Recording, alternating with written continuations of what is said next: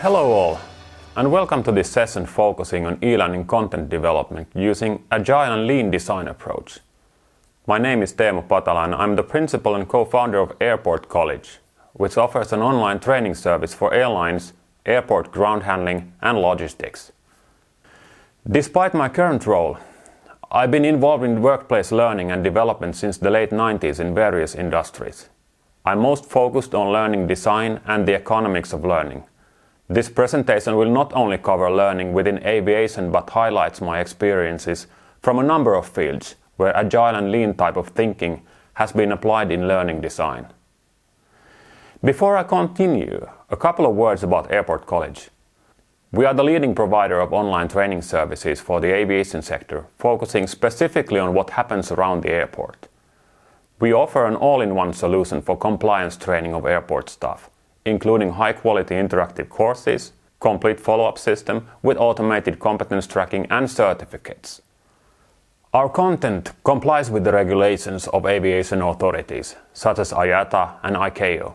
We operate globally with representation at over 300 airports, and our offices are located in Helsinki, Finland and Tokyo, Japan. Aviation has been one of the fastest growing industries. The situation we are living in today with coronavirus has hit this industry hard. 9 out of 10 flights have been suspended, and after 2 to 3 months of crisis, companies are looking for ways to return to operations. From learning perspective, the challenge is not only negative, as so many changes are taking place right now, and staff must be able to learn new knowledge and skills to cope with the change. While passenger traffic is nearly non-existent, demand for cargo services has quickly increased. This is heavily disrupting the business, for example by impacting the usage of aircraft fleet and resourcing. Despite the dramatical situation we are in, we are hopeful that the situation will, if not normalize, develop into new normal, which means that most operations can be continued. This means that air travel will continue to increase. The specific challenges in airport environment are that training matters increase too. Much of training is mandatory, and many trainings need to be repeated frequently. Staff turnover is high, as much as 90% per year in some locations. Still, our data shows that employee competencies are critical for service quality. According to a survey from 2018, companies are confronted with skills shortage, and this causes serious problems such as delays in flight schedules and service flaws. Most incidents that cause ground damage occur due to lack of skills. Talking about workplace learning in a more general context, we are in the middle of a transformation process which was started by digitalization over 20 years ago. I can identify a couple of phases during these years which have really boosted this transformation. The financial crisis of 2008 was one of them. And this spring another crisis hit the world that will have permanent impacts as well. We know that automation is changing the way of working. Short-term jobs are becoming a norm, most evidently in blue-collar industries. And the job market is generally quite uncertain. Workforce has become more diverse and mobile. This has many implications in learning and development at workplaces. Demands for new knowledge and skills increase by 20% per year in average. Employees are aware of this and are willing to learn and develop themselves at work. While it's increasingly difficult to understand what knowledge and skills employees need in the near future, we need to come up with responses to learning needs that are diverse, flexible and agile. As learning designers, we need to think how we can reinvent our ways of working to better match with the demand. The principles of Agile and Lean seem ideal, but we have seen very few applications in the learning context so far. These principles are profoundly different than what most learning designers are used to. Instructional design practice is too often founded on linear thinking. This way of production is not flexible nor responsive to changes that are increasingly evident on workplaces. So why Agile and Lean? Many organizations have experimented with these methodologies in other areas than learning. Learning and development, however, is a rather undiscovered area which has huge potential. Educational technology for this is ready and available. Our experiences are from projects in the areas of aviation, healthcare, safety and language training. We needed to reconfigure a few things to allow application of agile and lean practices in learning design. The production process was not linear but parallel, meaning that project members could work with basically any element of the course when they wanted to. Use of micromodular content structure makes this technically possible.